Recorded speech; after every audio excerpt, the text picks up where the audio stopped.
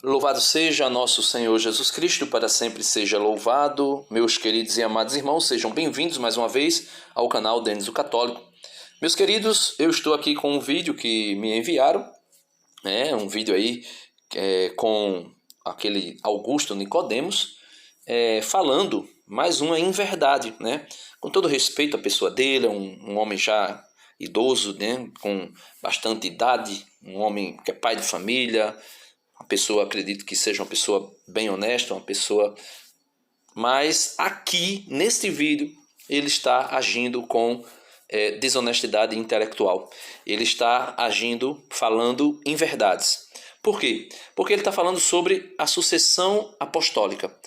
Para negar a Igreja Católica e para negar a sucessão apostólica que a Igreja Católica tem, todos os bispos, se você fizer um retrocedimento aí na história, você vai ver que cada bispo atual na igreja hoje foi ordenado por outro bispo, que foi ordenado por outro bispo, e se você for retrocedendo na história, você vai ver um dos apóstolos e chegaremos até Cristo, os 12 apóstolos e Cristo Jesus. E esse homem, eu estou aqui com um vídeo dele, onde ele vai dizer que na verdade, os apóstolos não deixaram a sucessão apostólica. Vamos lá, veja o que ele diz aí. Deixa eu só soltar o vídeo dele aqui para você ouvir. A verdade é que os apóstolos não deixaram sucessores. A igreja de Cristo, ela é apostólica, no sentido de que ela está edificada sobre a doutrina dos apóstolos. Mas eu não preciso de um apóstolo hoje, porque quando eu abro a Bíblia... Veja, ele está dizendo que não precisa de um apóstolo hoje, e a igreja e os apóstolos não deixaram sucessão apostólica, porque quando ele abre a Bíblia, ele escuta, veja. Eu ouço o apóstolo Pedro, o apóstolo Paulo, o apóstolo Mateus, o apóstolo João, eles estão aqui com você. Então ele está dizendo que ele escuta, quando abre-se a Bíblia, escuta os apóstolos. Daqui a pouco eu volto para essa questão de abrir a Bíblia e ouvir o apóstolo. Mas vamos lá. Ele disse que, na verdade, os apóstolos não deixaram sucessão apostólica. Isso é uma inverdade. Pega aí a sua Bíblia, você toma a sua Bíblia aí no capítulo 1 de Atos dos Apóstolos, capítulo 1 de Atos dos Apóstolos, você vai ler do versículo 12 até o versículo 14, você vai ver a igreja reunida, o grupo dos apóstolos reunido em oração. E a partir do versículo 15, veja o que acontece. Eu vou ler todo o texto aqui para que você possa entender ipsis literi o que está escrito e que esta história de dizer que os apóstolos não deixaram sucessores apostólicos é uma inverdade, uma falácia. Inclusive, a sucessão dos apóstolos, pelo menos de um dos apóstolos, foi profetizada antes mesmo de Jesus ser encarnado. Veja lá.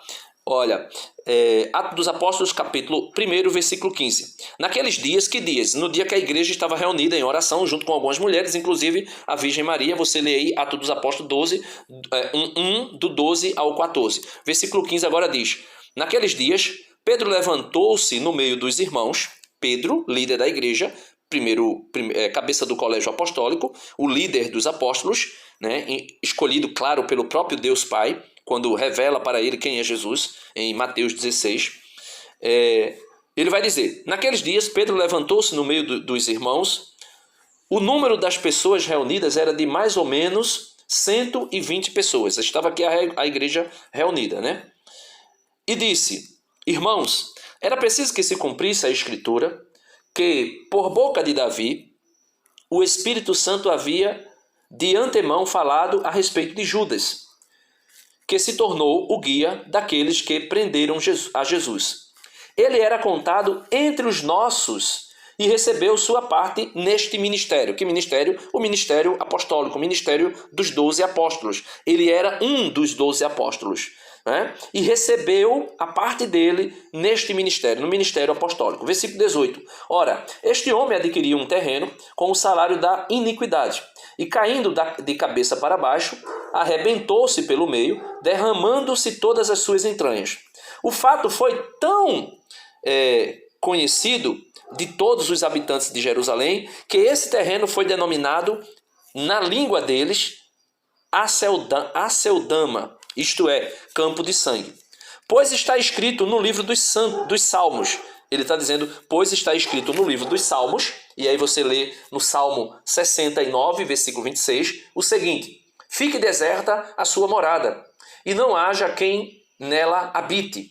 E ainda, Pedro vai dizer, fique deserta, veja, foi profetizado que a casa de Judas, ou seja, a morada de Judas, o lugar de Judas no colégio apostólico iria ficar deserta. Veja, fique deserta a sua morada e não haja quem nela habite. E ainda, aí aqui o pastor poderia dizer, tá vendo? Ficou deserta e ninguém iria habitar nela. Mas Pedro vai dizer, e ainda, outro receba o seu encargo. Isso aqui está no Salmo 109, versículo 8. Então, Pedro está dizendo que, profetizado pela boca de Davi, no Salmo 69, versículo 26, é dito que ficaria deserta a morada de Judas e não haja quem nela habite. Aí Pedro vai dizer, mas ainda também está escrito no Salmo 109, versículo 8, outro receba o seu encargo, outro receba o seu ministério. Aí ele vai dizer no versículo 21, Atos dos Apóstolos 2, versículo 21, é necessário, pois, que, dentre estes homens que nos acompanharam todo o tempo em que o Senhor Jesus viveu em nosso meio, então Matias também estava lá, né? Ele vai dizer que é necessário que, dentre esses homens que acompanharam os apóstolos, né? Todo esse tempo em que o Senhor Jesus viveu em nosso meio, a começar do batismo de João até o dia em que dentre nós foi arrebatado, um destes se torne conosco testemunha da sua ressurreição. Então Pedro está dizendo que é necessário que um daqueles que andaram com os apóstolos, depois que Jesus pregou, foi batizado e pregou o evangelho do reino, ele vai dizer que é necessário que um destes se torne conosco testemunha da ressurreição. Apresentaram então dois, José chamado Barsabás e cognominado Justo, e Matias, e fizeram esta oração, tu, Senhor, veja, Pedro fez a oração ao Senhor, tu, Senhor, que conheces o coração de todos, mostra qual destes dois escolhestes, a fim de ocupar Augusto Nicodemos, né? A fim de ocupar no ministério do apóstolo o lugar de Judas, o lugar que Judas abandonou para dirigir-se ao lugar que era o seu. Lançaram sorte sobre eles e a sorte veio a cair em Matias, que foi então associado aos 11 apóstolos. E aí a sucessão apostólica já está aqui na igreja primitiva, já está na igreja nascente. O apóstolo Pedro escolhe, claro, por meio de um sorteio, através da oração, dentre dois homens, que é José, chamado Barsabás, cognominado Justo, e também Matias. E a sorte caiu sobre Matias. Então, o Espírito Santo ilumina os apóstolos através da oração que eles fizeram, e entre os dois que foram sorteados o nome, o Espírito Santo escolhe Matias, e Matias ocupa o lugar de Judas. Mas veja só, ainda temos também, meus irmãos, uma questão bem interessante, que é a vocação de Paulo. Vocês conhecem aí a vocação de Paulo, capítulo 9, do Atos dos Apóstolos, versículo do 1 até o versículo 9, você vai ver Jesus que aparece numa forma de luz a Paulo, e Paulo cai do cavalo e Jesus chama Paulo para o apostolado. Só que Paulo se torna apóstolo, chamado pelo próprio Cristo, mas Paulo não vai se intitular apóstolo. Cristo o chama, claro que Cristo aparece para ele e chama ele para assumir um ministério apostólico, não entre os 12, claro, mas vamos dizer que ele seria o 13º apóstolo, escolhido pelo próprio Senhor Jesus, e mesmo assim ele não entra no colégio apostólico, ele não se torna um apóstolo de livre e espontânea vontade. Primeiro Deus o chama, na pessoa do seu Filho Jesus ressurreto, que aparece a ele em uma forma de luz, e chama Saulo, Saulo, porque me persegue, você já sabe a história, mas mesmo assim, veja o que acontece no versículo 10, Atos dos Apóstolos, capítulo 9, versículo 10, a igreja tem o poder de impor as mãos sobre aquele que foi chamado a ser apóstolo, pelo próprio Deus. Veja, ora, vivia em Damasco um discípulo chamado Ananias, O Senhor lhe disse, Atos dos Apóstolos 9:10, o Senhor lhe disse em visão, Ananias, ele respondeu, estou aqui, Senhor. E o Senhor prosseguiu, levanta-te, vai pela rua chamada direita e procura na casa de Judas por alguém de nome Saulo, de Tarso. Ele ora e acaba de ver um homem chamado Ananias entrar e lhe impor as mãos para que recobre a vista. Ananias respondeu, Senhor, ouvi de muito a respeito deste homem, quantos males fez a teus santos em Jerusalém. E aqui está com autorização dos chefes dos sacerdotes para prender a todos os que invocam o teu nome. Mas o Senhor insistiu, vai, porque este homem é para mim um instrumento de escol, para levar o meu nome diante das nações pagãs, dos reis e dos israelitas. Eu mesmo lhe mostrarei quanto lhe é preciso sofrer em favor do meu nome. Ananias partiu, entrou na casa, impôs sobre ele as mãos e disse, Saulo, meu irmão, o Senhor me enviou, Jesus, o mesmo que te apareceu no caminho, por onde vinhas, é para que recuperes a vista e fiques repleto do Espírito Santo. Logo caíram-lhe dos olhos uma como escama e recuperou a vista. Recebeu então o batismo para fazer parte e ser incorporado na igreja e, tendo tomado alimento, sentiu-se reconfortado. E aí, a partir do versículo 19, a parte B do versículo, começa Paulo já pregando em Damasco, né? É a pregação de Saulo em Damasco. Então Paulo já começa a pregar. Então nós vemos aqui nitidamente, não precisa de tradição da igreja para falar de que Deus desejou e quis até os dias atuais que uma sucessão apostólica ininterrupta continuasse na sua igreja. E aí fica claro. E aí aqui a gente parou o vídeo dele ele dizendo que nós não precisamos de nenhum apóstolo nos dias de hoje, porque nós temos a Bíblia e nós abrimos a Bíblia e escutamos o apóstolo Paulo pregando, escutamos o apóstolo Mateus, o apóstolo Pedro, o apóstolo João e não sei quem mais. Só que a grande questão é, você abre a Bíblia e escuta esses homens pregando. Porém, sem a assistência da igreja, cada um interpreta o que eles pregaram, ou seja, o que está escrito pelos apóstolos, da maneira que lhe convém. Por exemplo, o Augusto Nicodemos, ele é de uma igreja chamada Igreja Presbiteriana, denominada Presbiteriana, calvinista, que acredita na Trindade. Existem inúmeras igrejas que não acreditam na Trindade. A igreja dele, batiza crianças, e batiza criança derramando água na cabeça. Só que é um batismo por aliança. Não é como nós, católicos, que batizamos criança porque cremos que é necessário o batismo para, primeiro, o perdão do pecado original.